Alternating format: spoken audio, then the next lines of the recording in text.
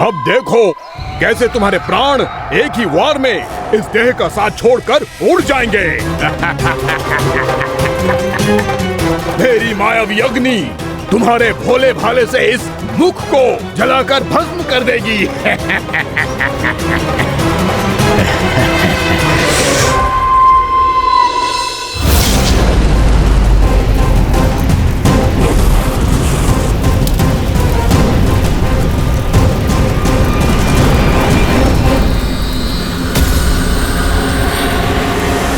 कह रही हो व्यामासुर?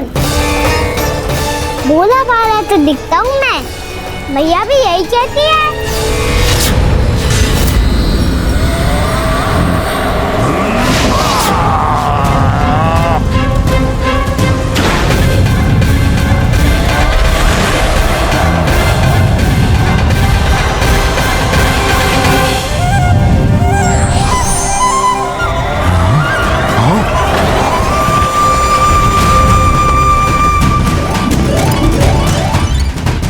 आसन को उपहार देने के लिए बहुत बहुत धन्यवाद व्यामासुर।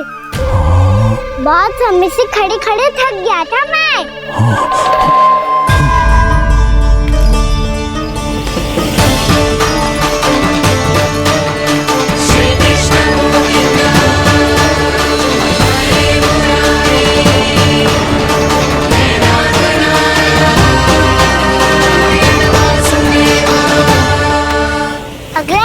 दिखाओ ना। तुम्हारी यही जिज्ञासा आज तुम्हारा अंत करने में सहायक बनेगी मूर्ख बालक।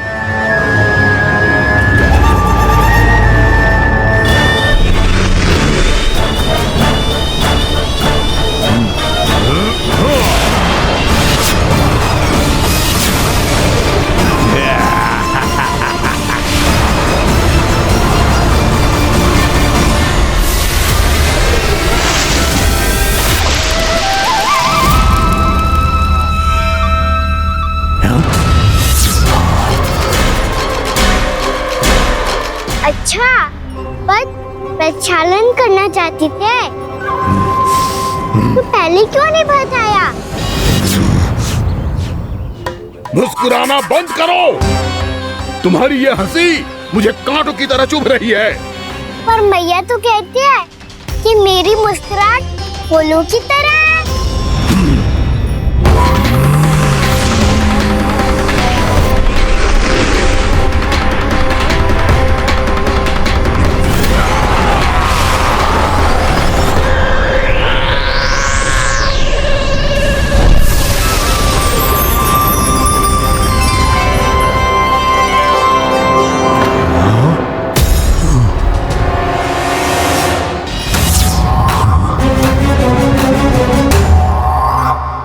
था ना मेरी मुस्कुराहट बिल्कुल इन्हीं फूलों की तरह है। और तो कर क्या रहे हो व्यामासुर? कभी आसन दे रहे हो, कभी पद प्रक्षालन कर रहे हो और अब फूल भी चढ़ा दिए। तुम मुझ पे वार करने आए हो कि पूजा करने? तुम्हारी पूजा तो मैं अब ऐसी करूंगा कि तुम मृत्यु के बाद भी मुझे भूल नहीं पाओगे बालक।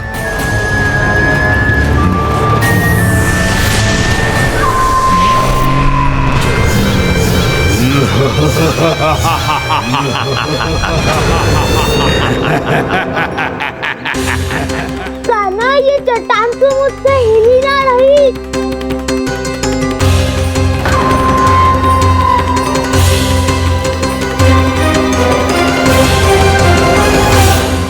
अभी कंदरा के अंदर कुछ क्षणों में ही प्राण वायु समाप्त हो जाएंगे। तुम्हारे सारे सखा एक एक कर अपने प्राण त्याग देंगे और तुम्हारा वध करूंगा मैं।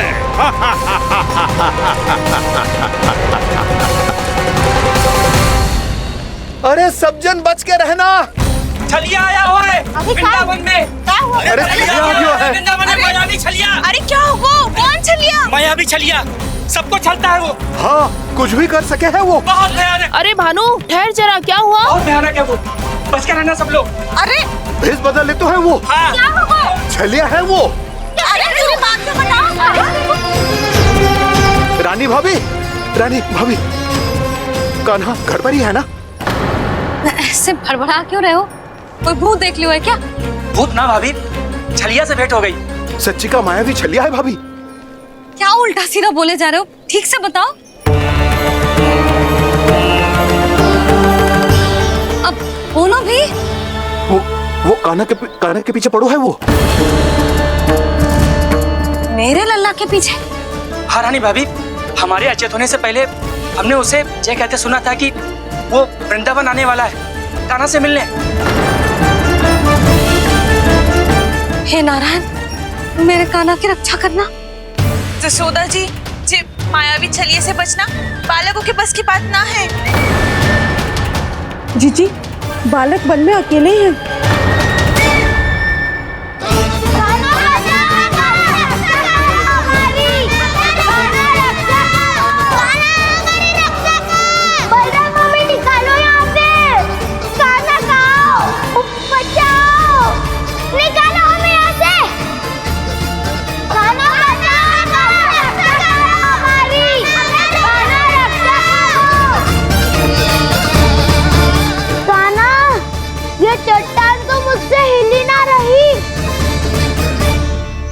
यदि मैं माया का स्वामी हूँ तो आप भी बल के स्वामी हो। ताऊ, अपनी क्षमता, अपना सामर्थ्य स्मरण करो।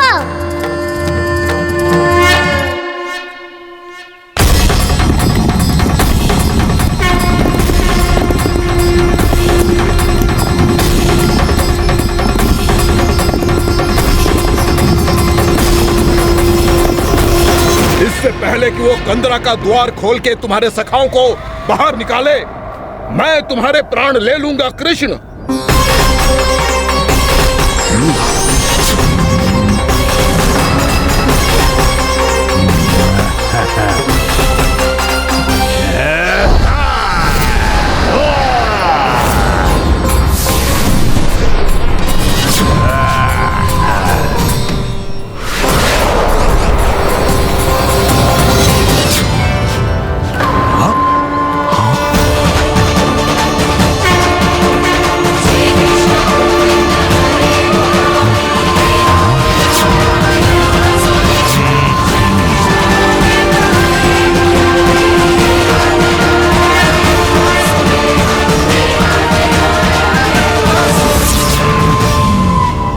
कितनी पूजा करोगे ब्रह्मासुर?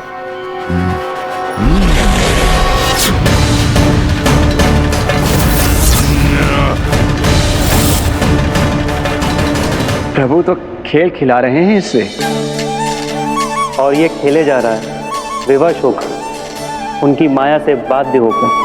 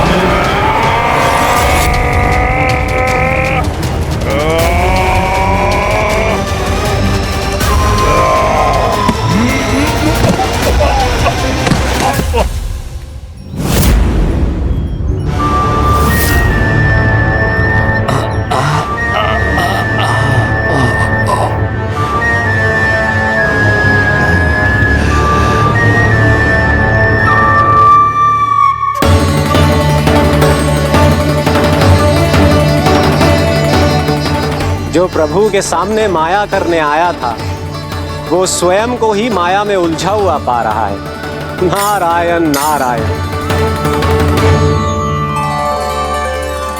लो, अब तो तुमने दंडवत प्रणाम भी कर लिया, माया भी कथा भी उपहार भी दे दी। तुम चाहते क्या हो ब्रह्मासुर? मेरी शरण में आना है क्या?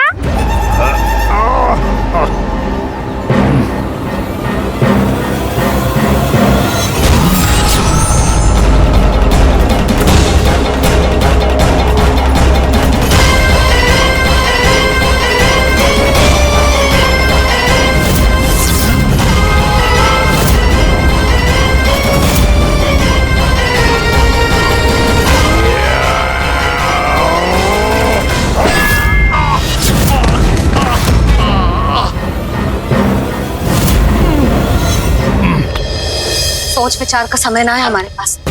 अपने बालकों की रक्षा के लिए इसी क्षण में निकलना होगा।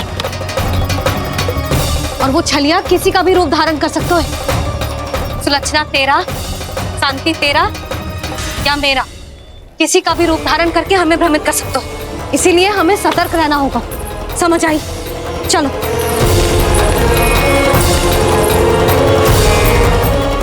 अभी भी समय है रामासुर, समय लाओ। यदि मैया आ गई तो बात गड़बड़ हो जाएगी।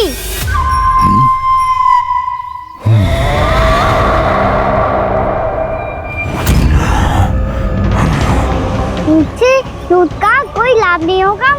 रामासुर, स्मरण करो तुम कौन हो। मायासुर का पुत्र हूँ मैं, अपने स्वामी महाराज कंस का सेवक हूँ, और तुम्हारा हूँ मैं काल।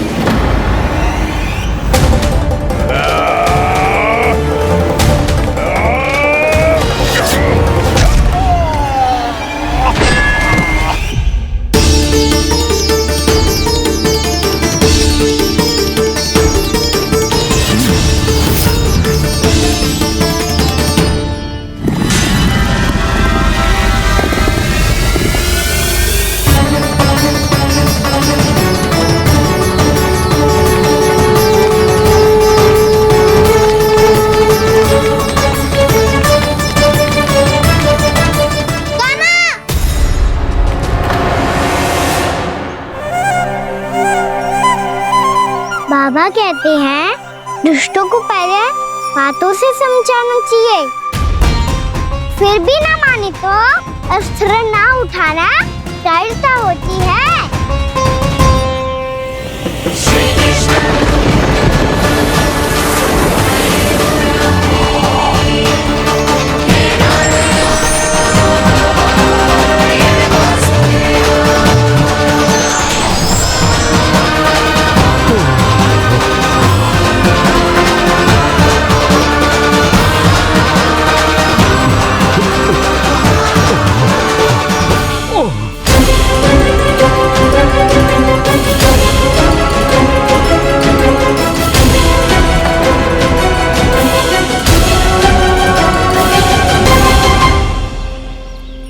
पता था मुझे, अपने बाबा के स्वरूप को हानि नहीं पहुंचाओगे। सही कही तुमने। पिता की छवि ही पिता के समान भी आनंदीय होती है। रामासुर, रामासुर। ये मैं अपने वास्तविक रूप में कैसे आ गया?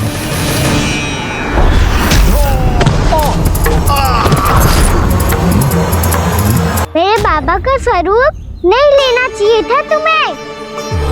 मैया ने सिखाया है भूल को क्षमा किया जा सकता है, पर जानबूझ के किए गए अपराध के लिए दंड ही एकमात्र निकाल होता है। ये बार बार अपनी मैया का नाम ले रहा है। यदि मैं वो स्वरूप लूं तो अपनी मैया पर वार नहीं कर पाएगा ये।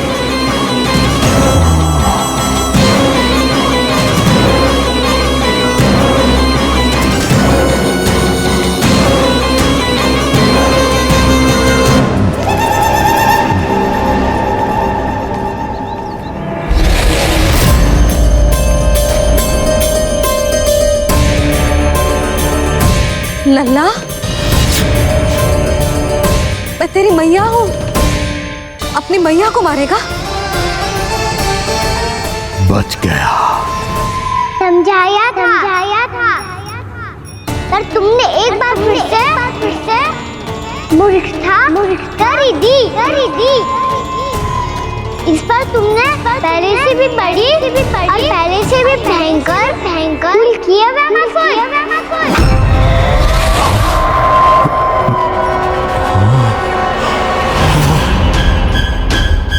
ये क्या हो रहा है मुझे? बार बार मेरा रूप क्यों बदल रहा है? ममता को समझे बिना अधिक समय तक मैया का स्वरूप हरण करके नहीं रख पाओगे रामासुर।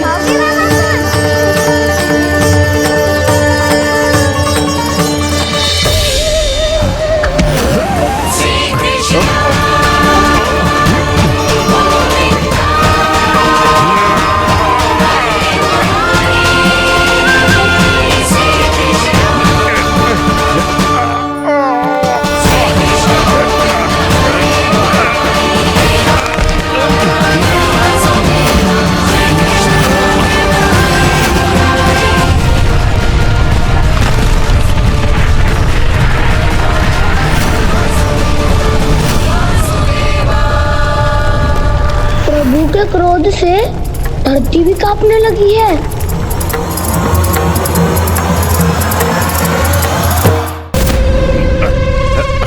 पुत्र को मारने के उद्देश्य से एक माँ का रूप लिया तुमने। ये ममता का और मेरी मैया का घोर अपमान है रणासुर।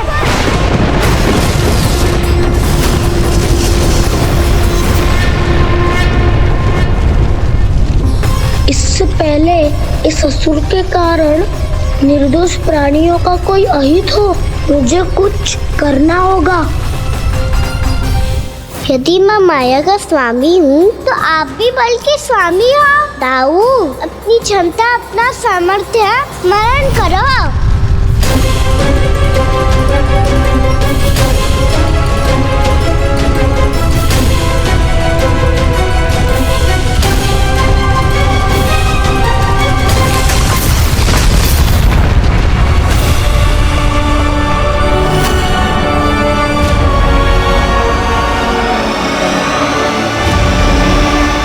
अद्भुत बल दाऊ, अद्भुत। अपने बल का उचित प्रयोग करके आपने प्राणियों को हानि होने से बचा लिया और ये भी सिद्ध कर दिया कि इस युग में आपसे अधिक बलवान और कोई नहीं होगा। आज से आप बलदेव के नाम से भी जाने जाएंगे। आज से आप बलदेव के नाम से भी जाने जाएंगे। आपके चरणों का ये चिन्ह युगों युगों तक आपके बल की कथा कहता रहेगा। बलराम का चरण चिन्ह।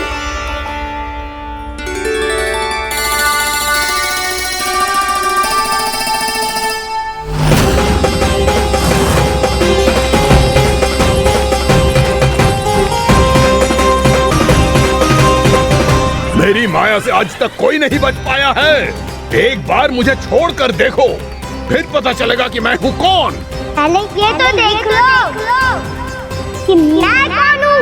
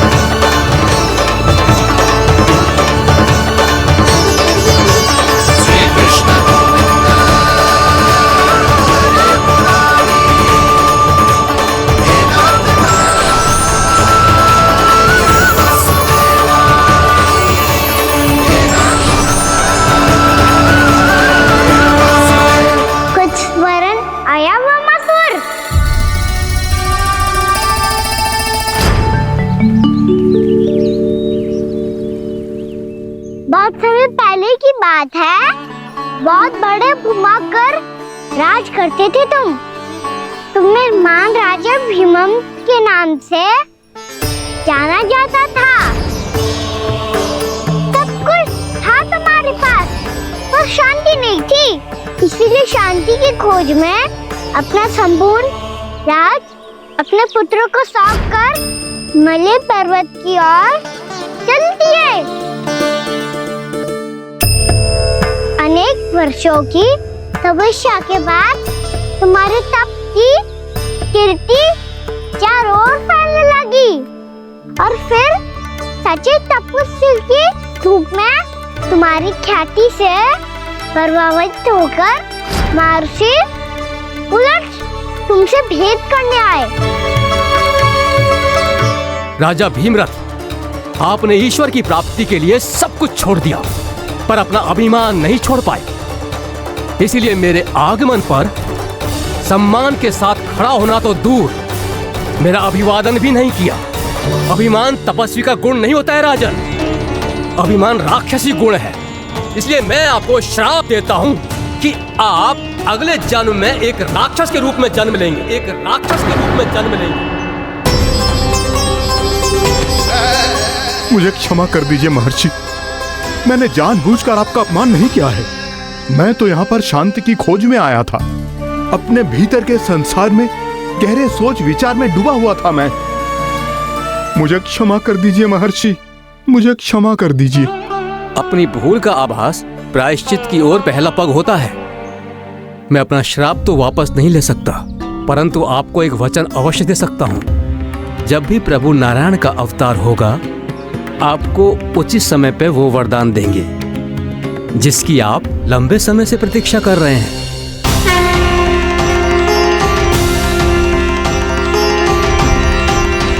प्रभु, आपने मेरी आंखें खोल दी। अब मुझे पता चल गया है कि आप कौन हैं और मैं कौन हूँ। इसलिए आप मुझ पर कृपा करके अपने चरणों में स्थान दे दीजिए। मुझे वो शांति प्रदान कीजिए जिसकी खोज में मैं वर्षों से भटक रहा हूँ। शांति तो मोक्ष में ही है, इसीलिए मैं तुम्हें मोक्ष का वरदान देता हूँ।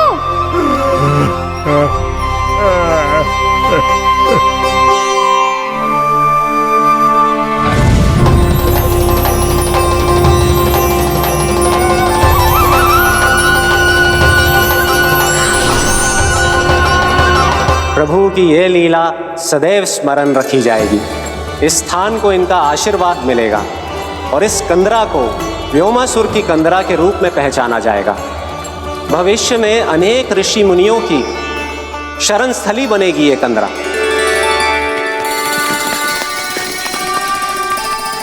ये कोई साधारण बालक ना है। ऐसा चमत्कार कोई साधारण बालक थोड़ी ना कर सकते है। तुम सत्य कह रहे थे बलराम।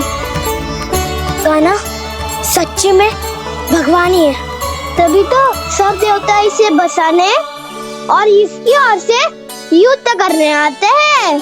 तुम सब ऐसे आंखें फाड़ के क्यों देख रहे होंगे?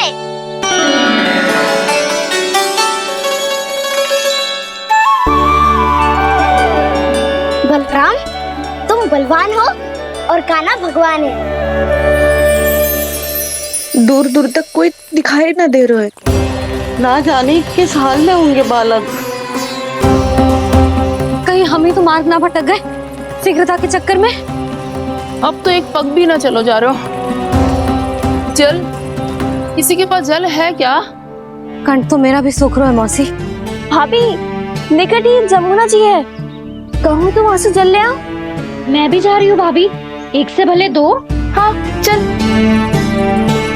शीघ्रता से आओ। हाँ।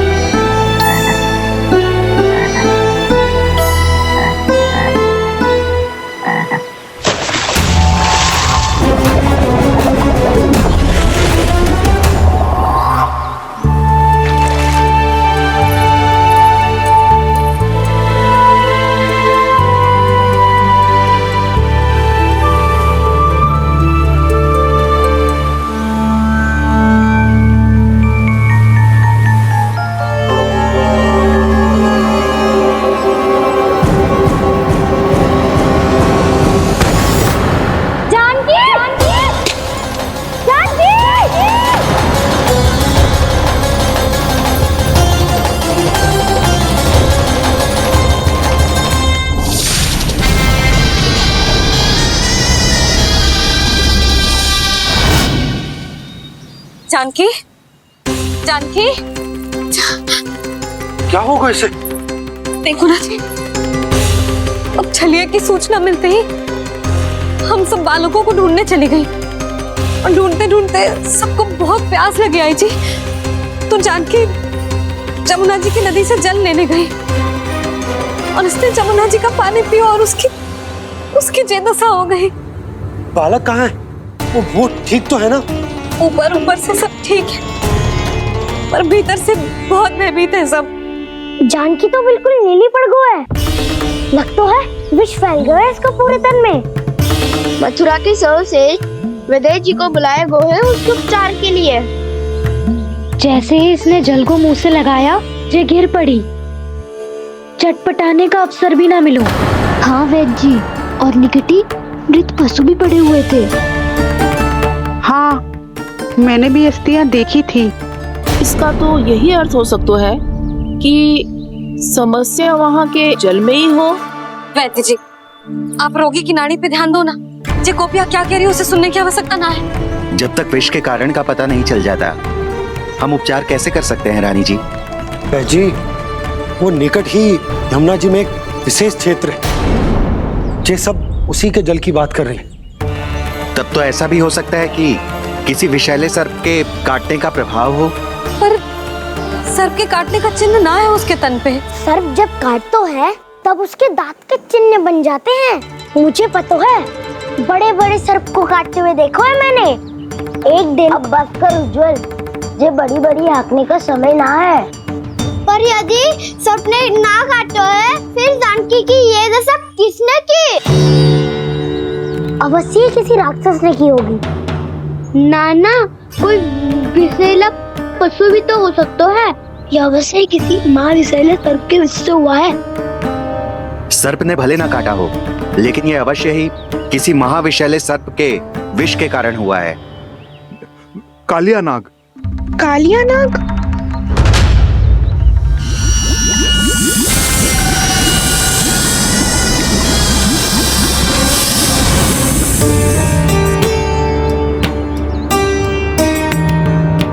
संकेतों से तो ऐसा लगता है कि जानकी ने कालिया नाग के क्षेत्र के विशाल जल पी लियो है। कालिया नाग एक लोक श्रुति है, कल्पना में गढ़ी हुई एक कथा, और कछु ना है। हमें जाके पता लगाना पड़ेगा।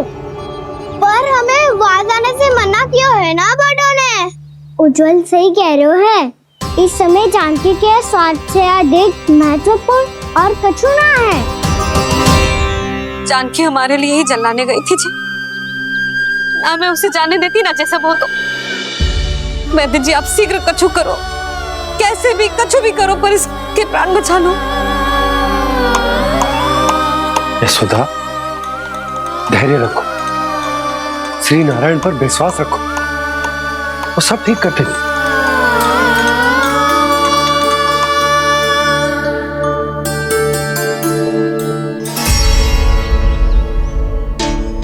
विष की काट की मेरे पास जितनी जड़ी बूटी थी, मैंने सब अर्क बना के पिला दी, पर इसकी दशा में अभी तक कोई सुधार नहीं दिख रहा है। यह अंतिम जड़ी बूटी है। अगर इससे भी चमत्कार नहीं हुआ, तो फिर जो नारायण की इच्छा।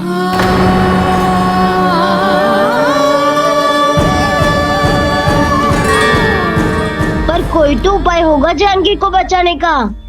कान्हा, यदि तुझे किसी औषधि के बारे में पता है, हमें बता दे, हम जाके ले आएंगे।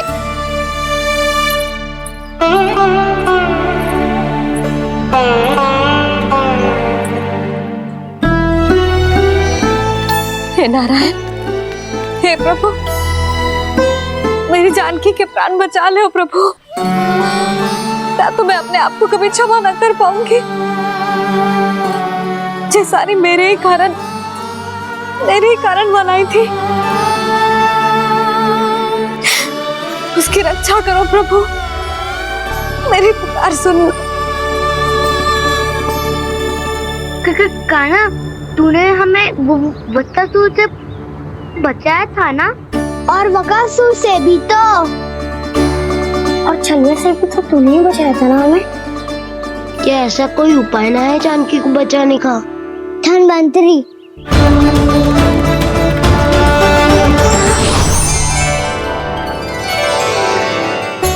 मैं आ गया हूं प्रभु, चिंता मत कीजिए, आपके आदेश का पालन अवश्य होगा।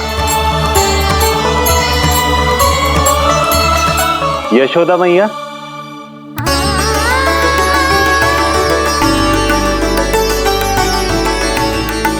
मैया आपको कोई पुकार रहा है।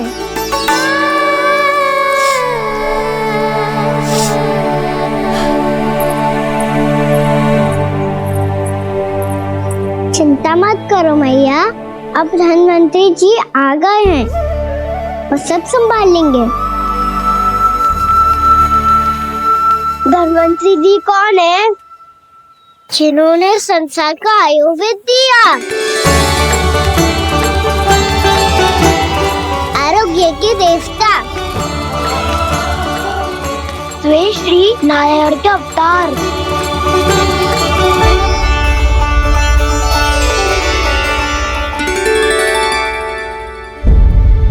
मुझे पता चला है कि आपको वेद की आवश्यकता है। हाँ हाँ, भीतर आइए। आइए आइए बैठे जी। जी रहे। मथुरा का सर्वश्रेष्ठ वैद्य अर्थात मैं यहाँ आ चुका हूँ और रोगी को जितनी औषधि की आवश्यकता थी सब दे चुका हूँ। निश्चित रूप से आपने विष की काट के लिए बहुत ही उत्तम अर्क तैयार किया है, इसीलिए किसी और वैद्य की आवश्यकता नहीं है। किंतु आप अकेले कितना कुछ करेंगे वैद्यराज? मुझे अपना सहायक ही बना लीजिए।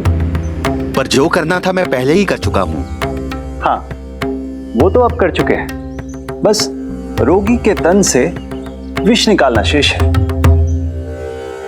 है ना वैद्यराज? हाँ हाँ, बस वही शेष है। इनके रक्त को विष रहित करने में मैं आपकी सहायता करूंगा। पहले ये संजीवनी मानी जाने वाली इन लाल फूलों की बूटी को भी घिसना है ना?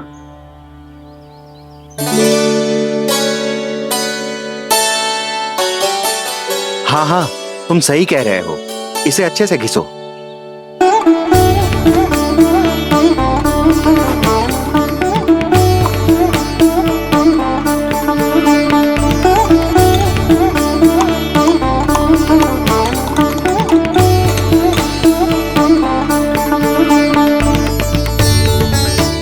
और ये नीले फूलों को भी तो मिलाना है ना? हाँ हाँ, अच्छे सहायक बन सकते हो तुम, ऐसे ही श्रम करते रहो।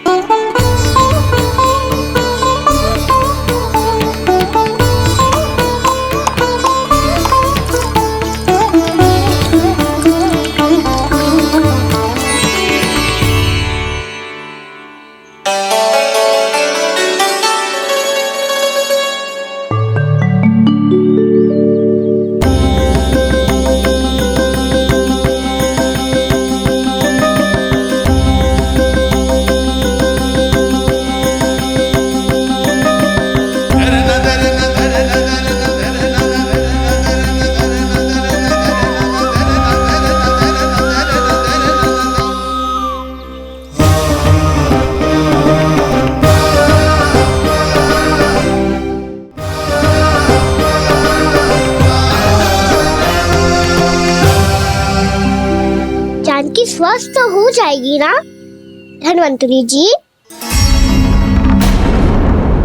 धन्वंतरी? प्रभु, अब मैं क्या करूं? आपने तो स्वयं ही मेरी पहचान उजागर कर दी। जी क्या करो कान्हा? आप सब ऐसे क्यों देख रहे हो? मैया कहती है ना, सभी वैद धन्वंतरी जी का ही रूप होते हैं। वाह कृष्णा, चतुर तो हो तुम। वैसे वास्तविक धन्वंतरी मैं हूँ, मेरा अर्थ है वास्तविक वैद्य मैं हूँ। ये तो मेरा सहायक है, मुझे पूरा विश्वास है बिल्कुल ठीक हो जाएगी। वैसे ही थोड़े ना मुझे मथुरा का सर्वश्रेष्ठ वैद्य कहते हैं लोग।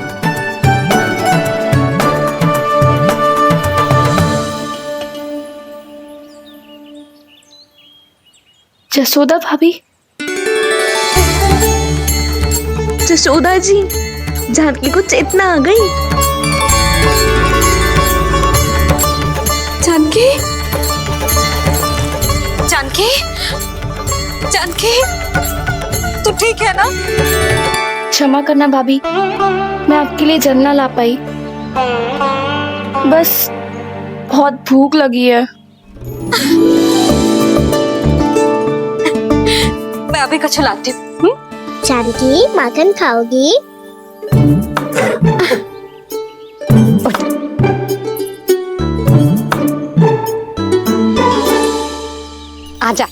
ही खिला दे लल्ला।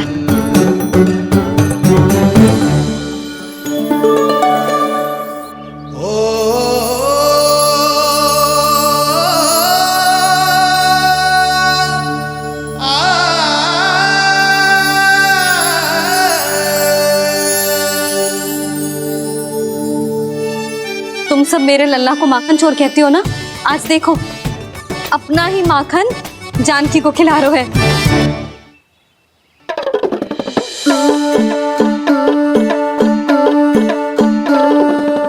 थोड़ा और विश्राम कर लो। सदैव तुम हम सबकी सेवा करती हो, आज मैं तुम्हारी सेवा करूंगा।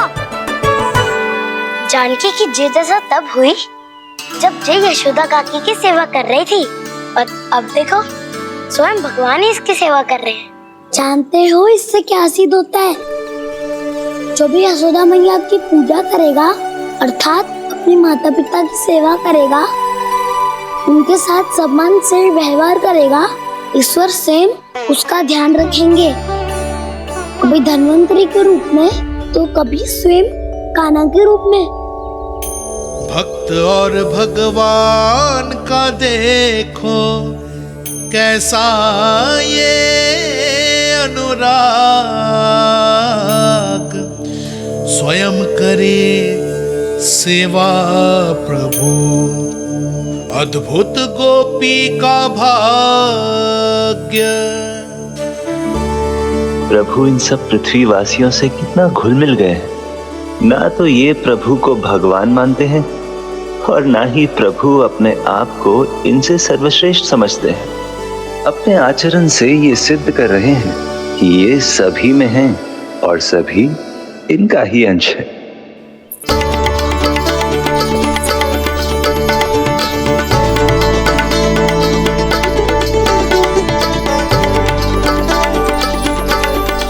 प्रभु,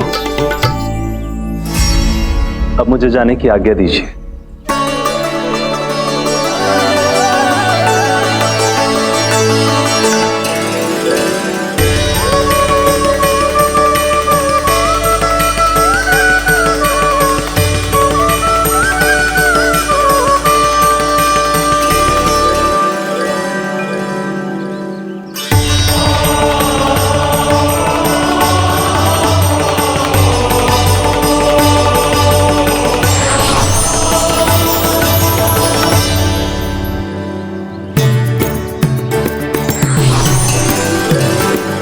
कान्हा ने तो सच्ची में धन्वंतरी जी को बुला लिया था।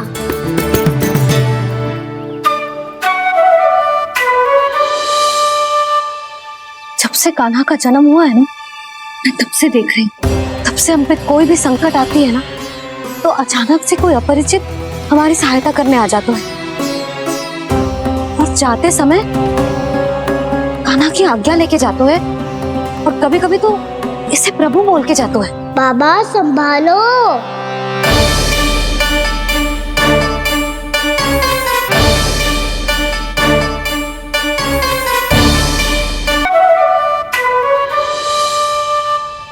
जब से कान्हा का जन्म हुआ है ना, मैं तब से देख रही हूँ, तब से हम पे कोई भी संकट आती है ना, तो अचानक से कोई अपरिचित हमारी सहायता करने आ जाता है, और जाते समय कान्हा की आज्ञा लेके जाते है, और कभी कभी तो इसे प्रभु बोल के जाते है। बाबा संभालो। यशोदा, इस जानकी को चढ़ो है और विचित्र विचार तुम्हारे मन में है। अरे सब जानते हैं कि हमारा परिवार राजसी, तुम्हें पता ना चलता हो वो, पर हमारे कान्हा को सब राजकुमार ही समझते हैं देखकर, इसीलिए उसे सम्मान देने के लिए सब ऐसा ही करते हैं, और कोई बात ना है।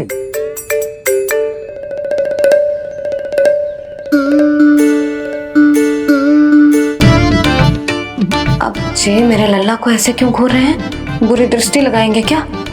वैद्यराज जी, आपके सहायक तो गए, अब आप यहाँ क्यों? वो क्या है ना, मैं अपने रोगी का निरीक्षण करके पूरी तरह से संतुष्ट होकर ही जाता हूँ।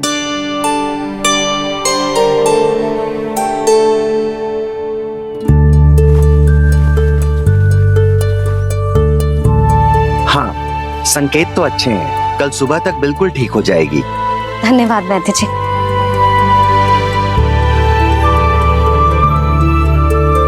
बस तो फिर हम कल पकड़न पकड़ाई खेलेंगे जानकी।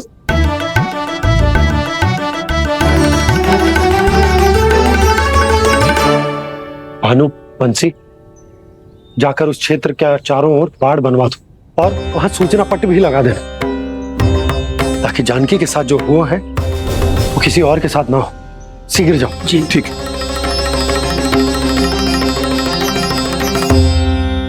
बाढ़ और सूचना पट लगवाने से समस्या का समाधान नहीं होगा बाबा। निर्दोष पशु सूचना पट देखकर भी कुछ समझ नहीं पाएंगे।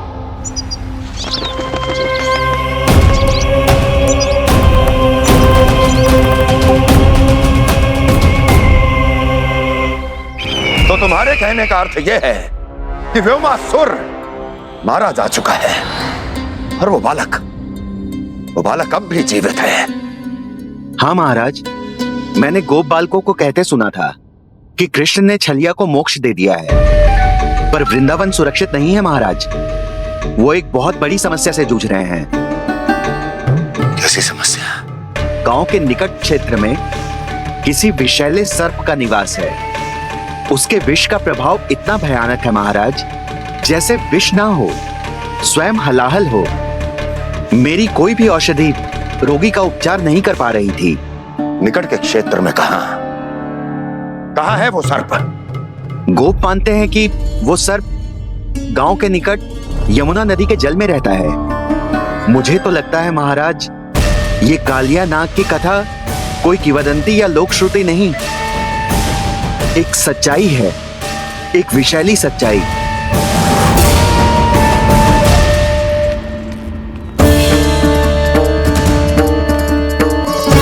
कालिया का सामना करने का समय आ गया है, पर उससे पहले मुझे बुलाना होगा उन्हें।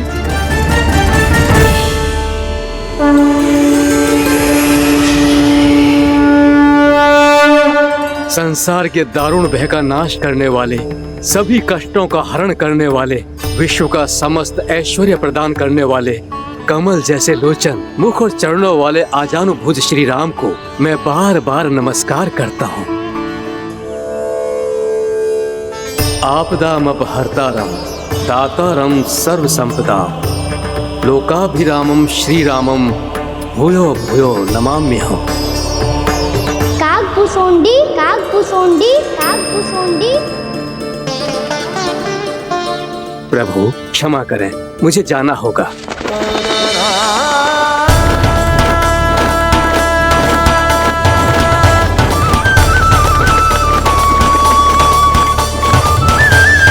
प्रणाम प्रभु। अनेक बार मैं आपके दर्शनों के लिए आया प्रभु। कभी नंद भवन के झरोखों से आपके दर्शन करके चला जाता था, तो कभी दूर किसी वृक्ष की आड़ से आपको निहार लिया करता था। आज आपने स्वयं मुझे बुलाकर धन्य कर दिया प्रभु।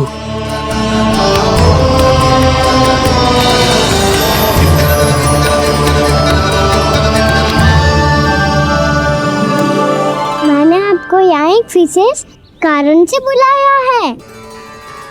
आपके श्राप से इस कालिया नाग को मुक्त करने का समय आ गया है। ये तो बहुत ही उत्तम समाचार है प्रभु। इतने वर्ष बीत गए, मुझे आज भी स्मरण है वो दिन जब मैंने उन्हें श्राप दिया था। अपने क्रोध पर नियंत्रण खोकर बहुत बड़ी भूल कर दी थी मैंने प्रभु। बीती हुई घटनाओं पर दुखी होके कोई लाभ नहीं है। हमें भविष्य की ओर देखना होगा।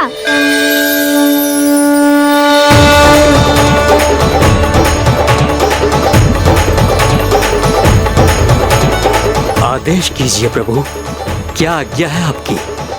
जब मैं कालिया नाग का सामना करने जाऊं, तो आप यही रहेगा।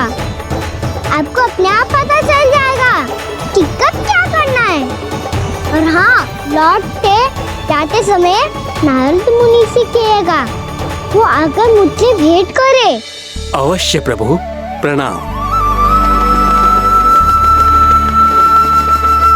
क्या इसने सच्ची में देवर्षि नारद को बुलाया है? नारायण नारायण, आपको संदेश भेजने की आवश्यकता नहीं थी। आप स्मरण करते और मैं चला आता। तुम्हारा कल्याण हो नारद।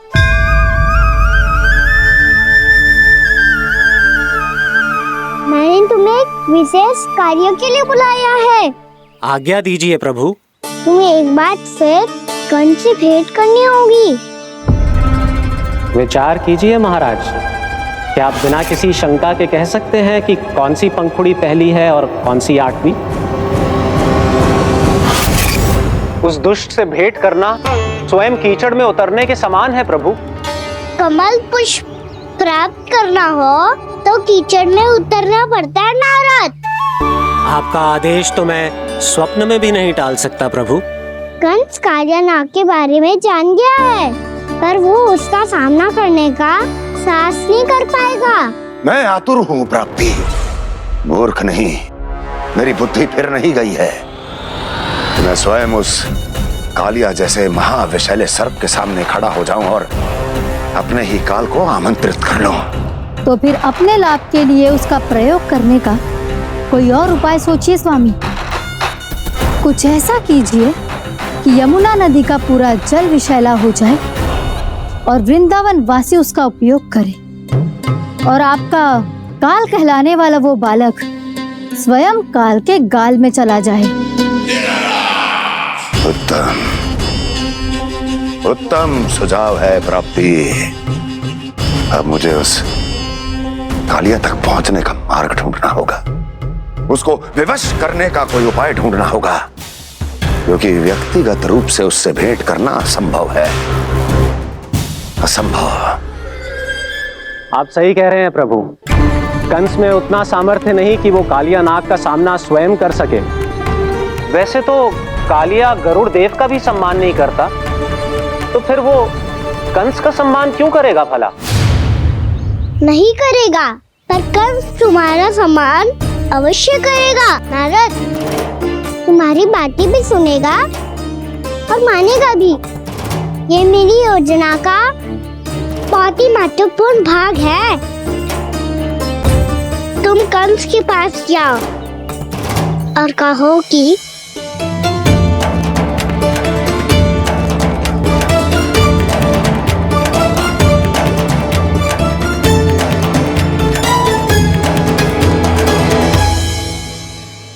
संतान अपने माता पिता को तीर्थ का सौभाग्य दिलाती, पर मेरा लल्ला कितना महान कि उसने हमारे घर को ही तीर्थ बना दिया। ऐसा तीर्थ जहां मेरी आंखों के सामने भक्त और भगवान का मिलन हो रहा है। जो आज्ञा प्रभु।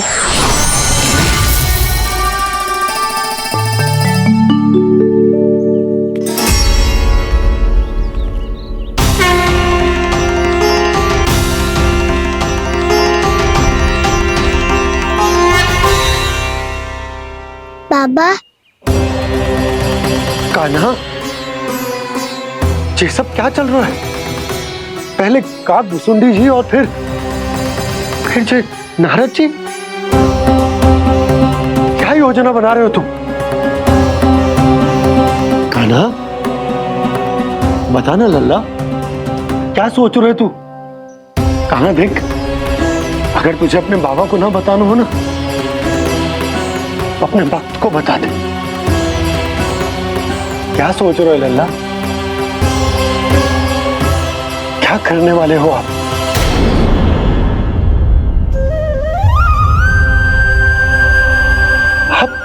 आप इतने दुखी क्यों हो?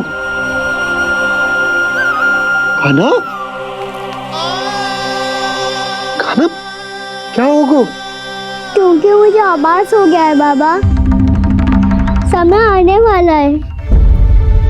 कौन सा समय आने वाला है लल्ला? शीघ्र सब कुछ बदलने वाला है।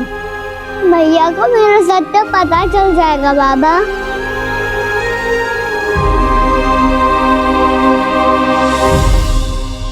पर लल्ला, इसका काक भुसुंडी और कालिया नाग से क्या संबंध है?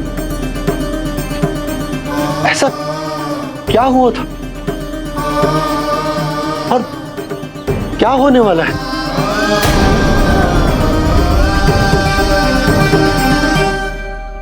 जो होने वाला है बाबा, उसका संबंध उससे है जो सैकड़ों वर्ष पहले हुआ था। महर्षि भृगु के एक वंशज थे वेद शिरोमणि, जो विंध्याचल की पहाड़ियों में साधना कर रहे थे। तभी वहाँ अश्वशिरा नाम के एक दूसरे मुनि आमंत्रण के बिना ही आ गए। कितना सुंदर और शांतिपूर्ण आश्रम है। यहाँ प्रभु की साधना करने में बहुत आनंद आएगा। शीघ्र ही अश्वशिरा मुनि उपस्थिति के कारण होने वाले व्यवधान से बाध्य होकर वेद शिरोमणि ने अपनी आंखें खोली। कौन हो तुम और यहाँ क्या कर रहे हो? आपके आश्रम में बहुत शांति है मुनिवर। साधना करने के लिए बहुत ही उत्तम स्थान है ये। मैं चाहता हूँ कि मैं भी यहाँ। आप यहाँ साधना करना चाहते हैं, लेकिन इतना भी नहीं जानते कि किसी के आश्रम में प्रवेश करने से पहले उसकी आज्ञा लेनी चाहिए। आप ये भी नहीं जानते कि यदि कोई यज्ञ कर रहा हो तो बिना अनुमति के वहाँ प्रवेश करने से उसकी यज्ञ साधना भंग हो सकती है। आप क्या साधना करेंगे मुनि? आप तो साधना के योग्य ही नहीं हैं। इतना अपमान! एक मुनि के मुख से इतने कड़वे शब्द शोभा नहीं देते। मैं तुम्हें श्राप देता हूँ, जितनी विषैली तुम्हारी जिह्वा है उतने ही विषैले सर्प बन जाओ तुम। और ऐसा सर्प जो सांस भी ले तो निकट का वातावरण दूषित हो जाए। तुम्हारे इस दुस्साहस के लिए मैं तुम्हें श्राप देता हूँ कि तुम अभी इसी क्षण कौवा बन जाओ, और ऐसा कौवा जो कांव कांव करके अनर्गल प्रलाप करता रहे।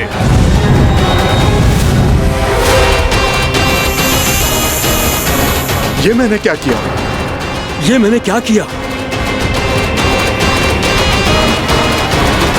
क्रोध के कारण दोनों ने एक दूसरे को श्राप दे दिया। पर दोनों ही मेरे भक्त हैं, और भगवान होकर मैं अपने भक्तों को इतनी कठिनाई में कैसे देख सकता था। इसीलिए जिस संकट में उन दोनों ने अपने आप को फंसा लिया था, उसका समाधान करने में मैं उनके पास गया।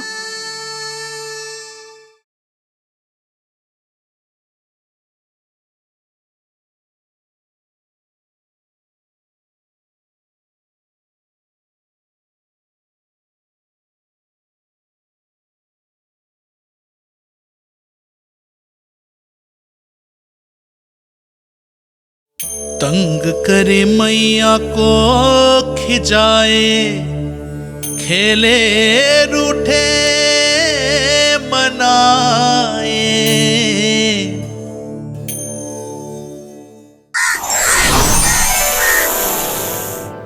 देखिए ना प्रभु, ये क्या हो गया हमसे? हमारी रक्षा कीजिए प्रभु, मार्ग दिखाइए हमें। क्रोध पर नियंत्रण ना होने के कारण आप दोनों ने एक दूसरे को बहुत ही भीषण संकट में डाल दिया है। अब दोनों ही तपस्वी, तप के बल से दिए गए आपके श्राप को लौटाना भी संभव नहीं है। प्रभु कोई तो उपाय होगा, हम आपके शरण में हैं प्रभु। अपराध तो हमसे हुआ है प्रभु, पर अब आपसे ही आशा है। कुछ ऐसा कीजिए भक्त वत्सल, जिससे हम दोनों के श्राप का प्रभाव कुछ कम हो जाए। आप दोनों ही मेरे भक्त हैं, इसलिए आपकी पीड़ा का निवारण करने का एक उपाय है मेरे पास। वेद शिरोमणि, जब आप कालिया नाग बनेंगे तो आपको मेरे चरणों को अपने शीश पर धारण करने का सौभाग्य मिलेगा। और अश्व शिरोमणि, आप काग योनि होने के बाद भी आप श्रेष्ठतम ज्ञान और सर्वाधिक यौगिक सिद्धियों के स्वामी होंगे और प्रवचन दिया करेंगे। इसके बाद अश्वशिरा मुनि काक भुसुंडी बन गए, जिन्होंने आगे चलकर स्वयं गरुड़ देव को रामायण सुनाई। और मुनि वेदशिरा महर्षि कश्यप और देवी कत्रियों के पुत्र कालिया नाग बनकर जल में। और अब वही कालिया नाग जमुना जी में, जिनके कारण जानकी के प्राण लगभग चले ही गए थे। अब कालिया नाग को उचित स्थान पर भेजने का समय आ गया है बाबा। पर ये तो अच्छी बात है कान्हा। वेद सिरा मुनि को दिया हुआ तुम्हारा वचन भी पूरा हो जाएगा, जमुना जी की शुद्धि भी हो जाएगी। इस सब के बाद भी तुम दुखी क्यों हो? क्योंकि इसके बाद मैया के सामने मेरा रहस्य खुल जाएगा बाबा। उन्हें पता चल जाएगा कि उनका बालक कोई साधारण बालक ना है। भविष्य में जो होने वाला है उसे सबके सामने घटने से रोकना मेरे लिए भी संभव ना होगा। मैया को सब पता चल जाएगा। क्या पता चल जाएगा रे मुझे?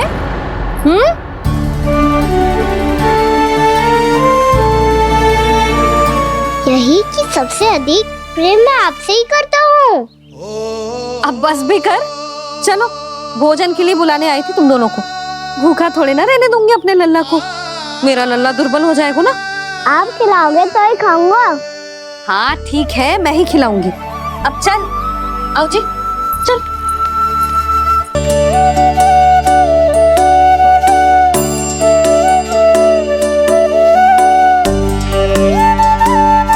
मैया खेलो ना मेरे साथ। मैया सुनो ना, मेरी बात ना मानोगी? अभी बहुत कार्य पड़े लल्ला, देख जानकी को औषधि भी देने जानो है ना।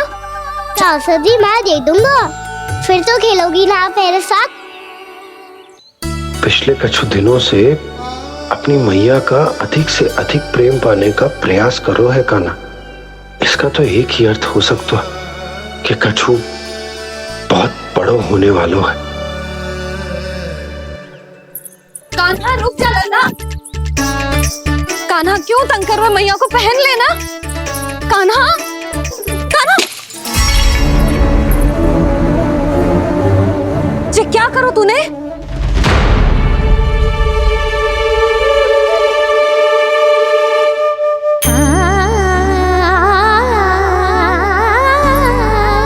अच्छा ठीक है, अब मुंह लटकाने की आवश्यकता ना है। ये ले।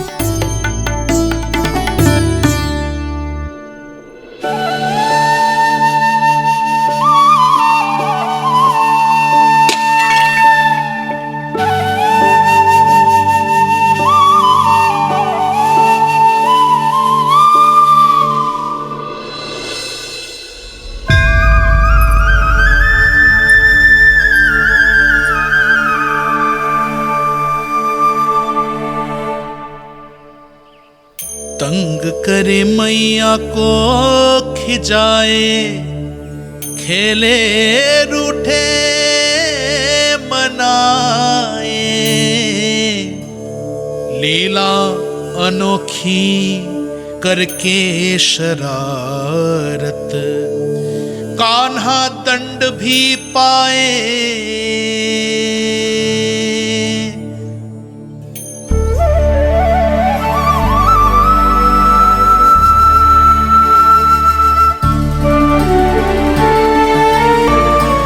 रूठना मनाना, खेलना खिलाना, पहले शरारत करके क्रोध दिलाना और फिर क्षमा मांग लेना, ये सब जानबूझकर कर रहा है कान्हा। जैसे जीवन भर के लिए अपनी मैया की ममता को अपने हृदय में समेट कर रखना चाहते हो।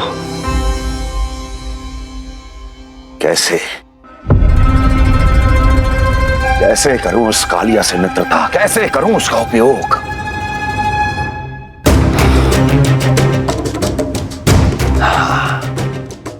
उस पर आक्रमण कर देता हूं और उसे किसी ना किसी तरह से यह विश्वास दिला देता हूं कि यह आक्रमण उस विष्णु अवतार ने किया है। फिर वो क्रोध में आकर सारे वृंदावन वासियों को अपने विष से समाप्त कर देगा। उचित है, ये उचित है। नारायण हरि, नारायण हरि।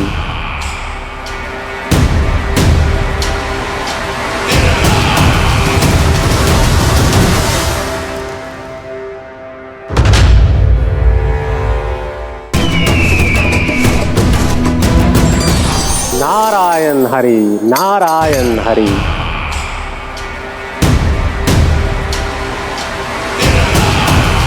प्रणाम देवर्षि।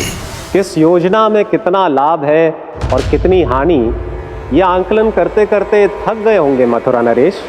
देवर्षि, आज मेरा ध्यान कैसे आ गया आपको? आप तो सदैव ही मेरे ध्यान में रहते हैं महाराज कंस। सत्य तो यह है कि मथुरा में जो भी हो रहा है मुझसे छिपा हुआ नहीं है। मैं जानता हूं कि आप किसी भी असुर को वृंदावन क्यों ना भेजें, और वो असुर कितना भी शक्तिशाली क्यों ना हो, कृष्ण का सामना नहीं कर पाता। या तो पराजय स्वीकार करके आपके पास लौट आता है, या तो फिर वीर गति को प्राप्त हो जाता है।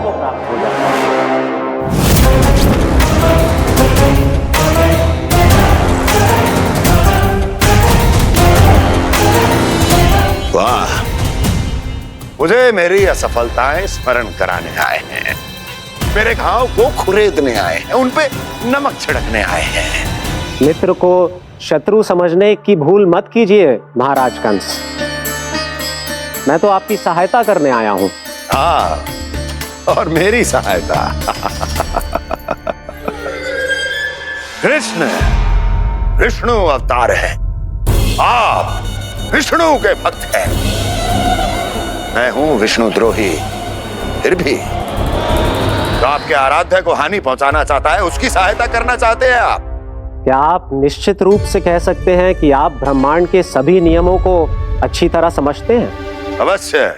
आपके लिए बस इतना ही जानना पर्याप्त होगा कि मैं जो कुछ भी कर रहा हूं उसके लिए मेरे व्यक्तिगत कारण हैं। मैं तो बस आपके हित में पिछली बार की तरह एक सुझाव लेके आया था, पर यदि आप मेरा सुझाव सुनना भी नहीं चाहते तो आपकी इच्छा। नारायण हरि, नारायण हरि। कारण चाहे जो हो, इनके पिछले सुझाव के कारण ही आज मेरे शत्रुओं की संख्या कम है, अन्यथा मैं देवकी के अन्य पुत्रों को भी जीवित छोड़ देता, और आज वो सब अपने भाई के साथ मिलकर उसकी शक्ति को अनेक गुना बढ़ा देते हैं। ठहरिए देवर्षि,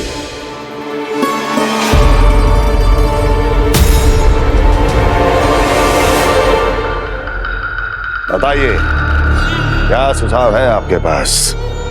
मेरे सुझाव का नाम है कालिया नाग।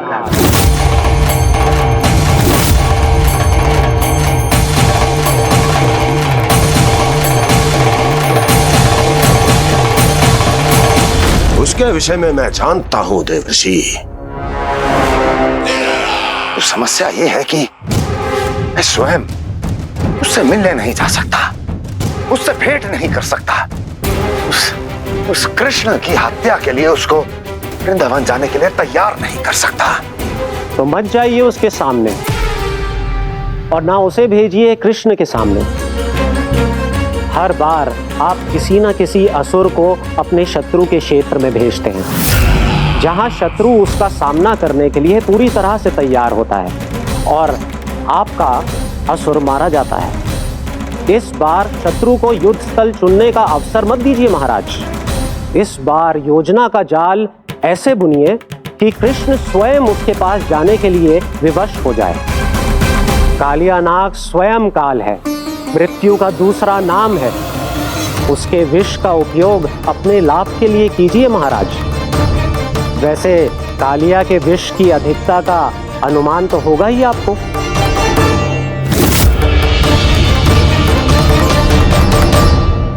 एक बार जो उसके क्षेत्र में पहुंच गया, फिर उसके विष से बचना असंभव है। उचित सुझाव है देवर्षि, उचित सुझाव है।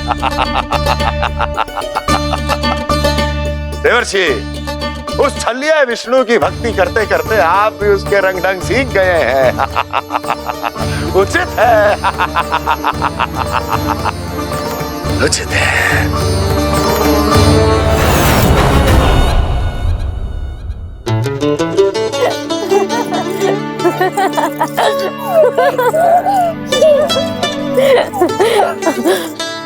बस बस, बहुत आनंद ले लियो लल्ला। बस अब दूध पी ले। ठहर ठहर, गर्म है। जी ले ले।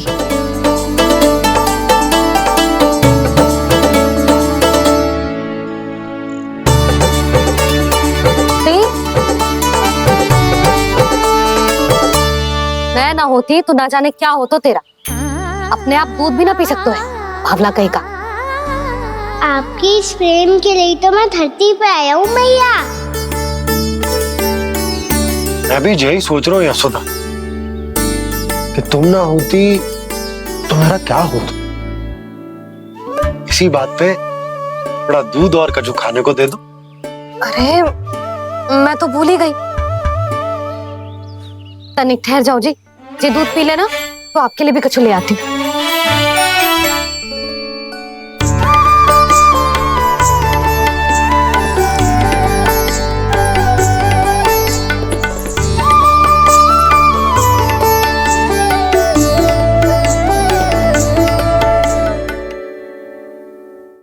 प्रणाम महाराज। आपकी आज्ञा के अनुसार बिल्कुल वैसा ही पत्र तैयार किया है जैसा आप चाहते थे।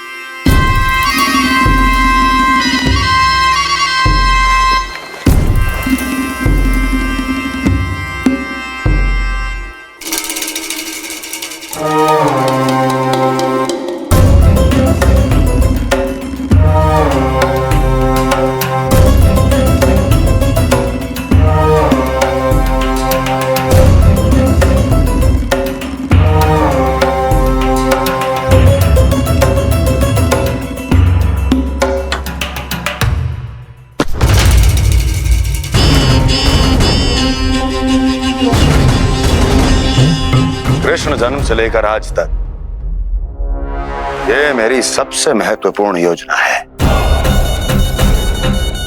इसका सफल होना निश्चित है दूत, किंतु केवल वही करना जैसा मैंने कहा है। जाओ।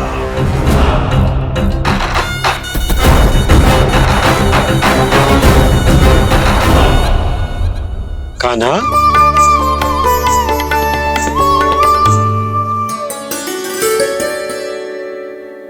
क्या होगा? बाबा मैं चाहता हूँ कि मैया की स्वमता क्रिस्टल फ्रेम की वर्षा मुझ पे सरते ऐसे होते रहे। वो तो होती रहेगी लल्ला। अपने लल्ला के लिए किसी मैया का प्रेम कभी कम हो सकता है भला? नंदराज, वो मथुरा से एक दूत आयो है महाराज कंस का राजपत्र लेके।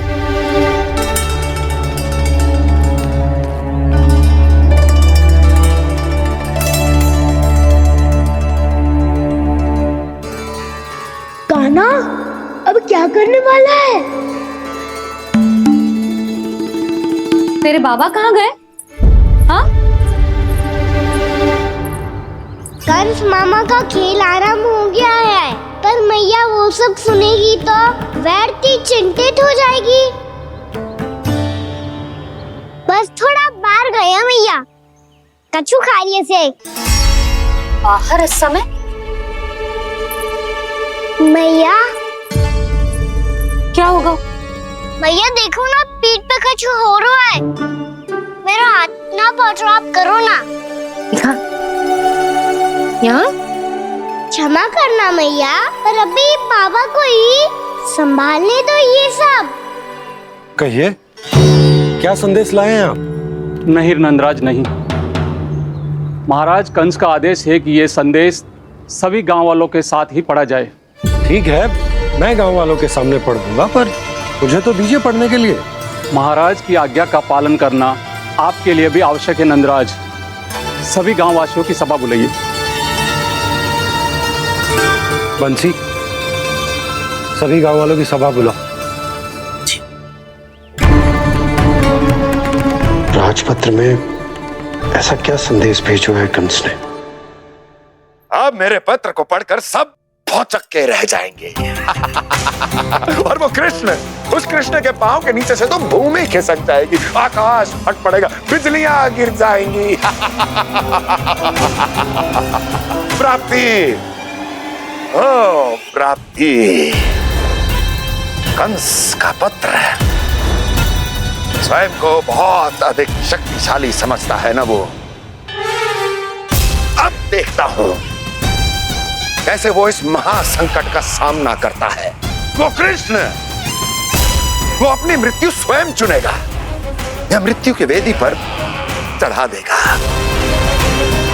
प्रिय वृंदावन वासियों को।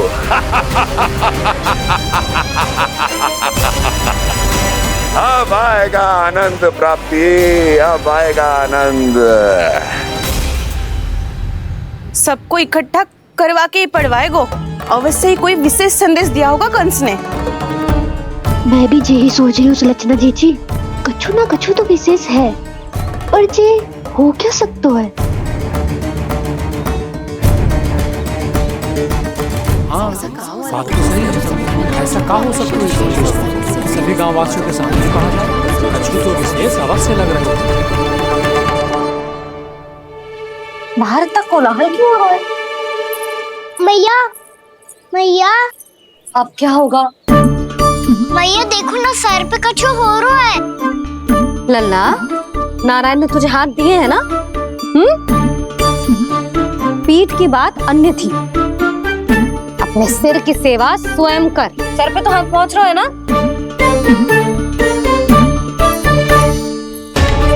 मैया सुनो ना, मैया देखो ना, तीव्र कर कछु हो रहा है। मैया देखो ना, तीव्र कछु हो रहा है।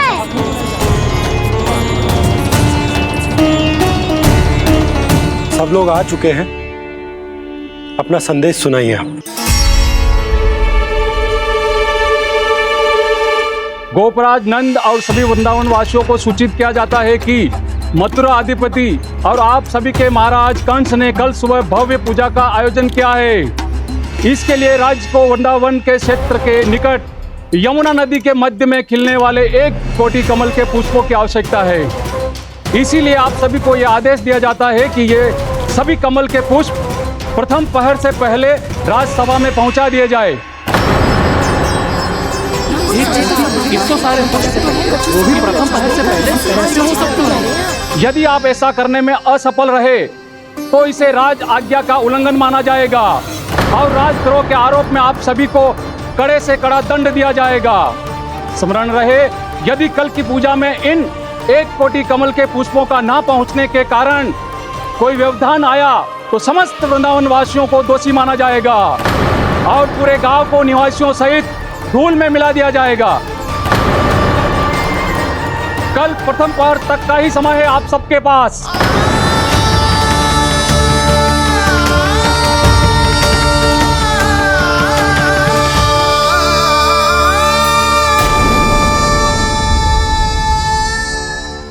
एक कोटि कमल पुष्प, वो भी कल प्रथम प्रहर में? ऐसे कैसे संभव है? और कोई साधारण पुष्प ना, यमुना नदी के मध्य खिलने वाले विशेष कमल के फूल चाहिए उन्हें। लेकिन यमुना नदी में तो कालिया नाग ने विष घोल के रखा है, तो फिर कैसे हो पाएगा? यह असंभव है। हमारी मृत्यु का संदेश भेजा राजा कंस ने। सदैव की भांति इस समस्या पर भी गांव के बड़े ही विचार करेंगे। बालकों का यहाँ होना उचित ना है।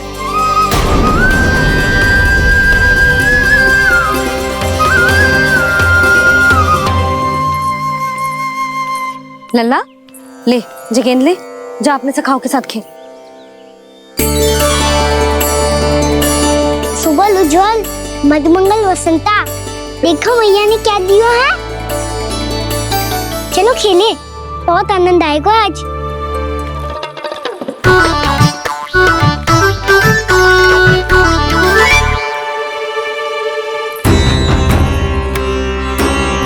भानु, बंसी, जाओ और शीघ्र ही वो घेरे का कार्य समाप्त करो।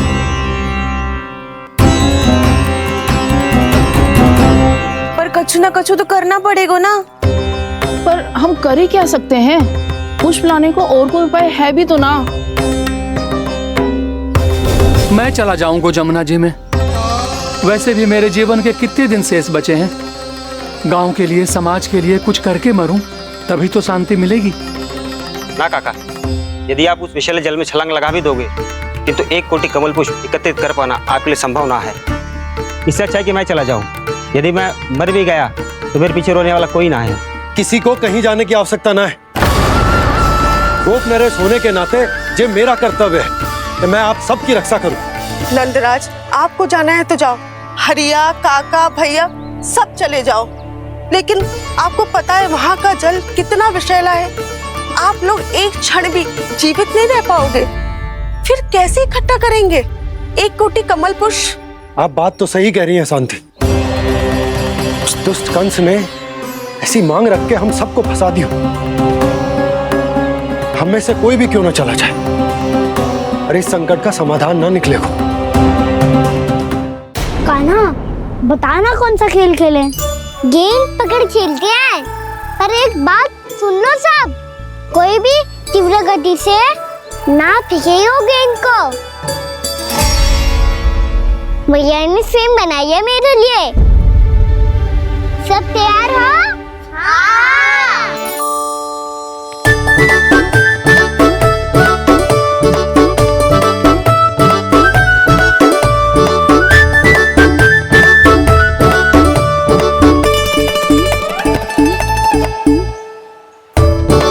मुझे दो।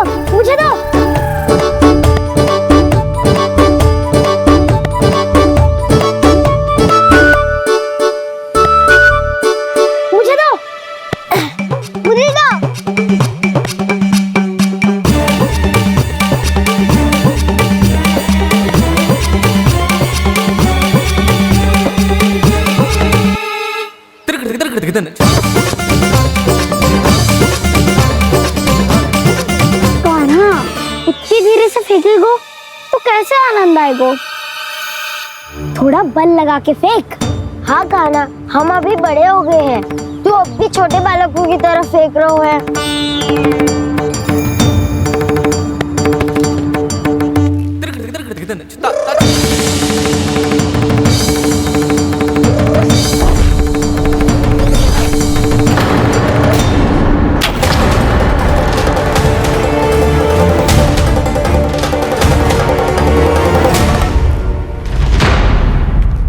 दीदी जी क्या करो कान्हा, गेंद तो डूब गई।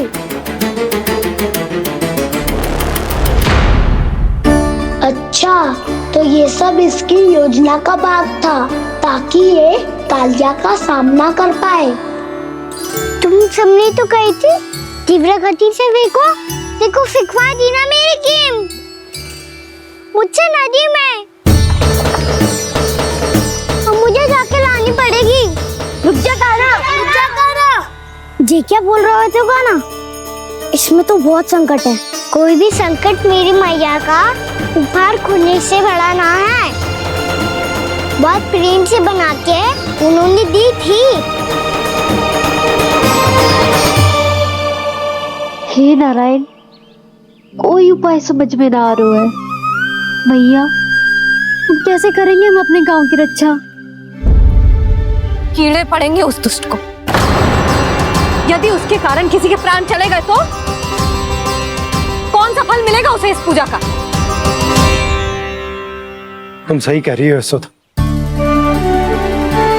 हमारे पास कोई और दूसरा विकल्प भी तो ना है। यदि हमने मथुरा की राज आज्ञा का पालन ना किया तो इसका दुष्परिणाम पूरे गांव को भुगतना पड़ेगा।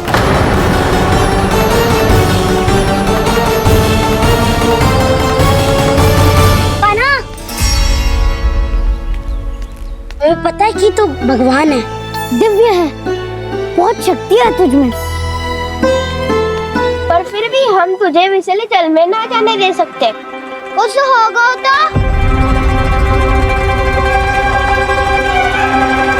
तुम सब इतनी हट कर रहे हो तो ठीक है, ना जाऊंगा। गेंद कहाँ गिरी है, कितनी दूर गई है, ये तो देख लूं, ताकि उसे बाहर निकालने का कोई उपाय ढूंढता हूँ।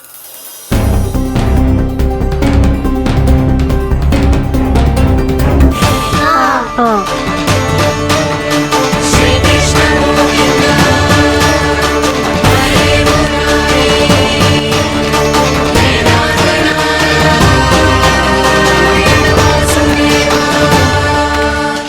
कान्हा की ये लीला तो समझ ही नहीं आ रही। पहले इसने देवर्षि नारद को मथुरा जाकर कंस को भड़काने के लिए कहा, फिर स्वयं ही दुखी भी हो गया कि अब इसका रहस्य सबके सामने खुल जाएगा।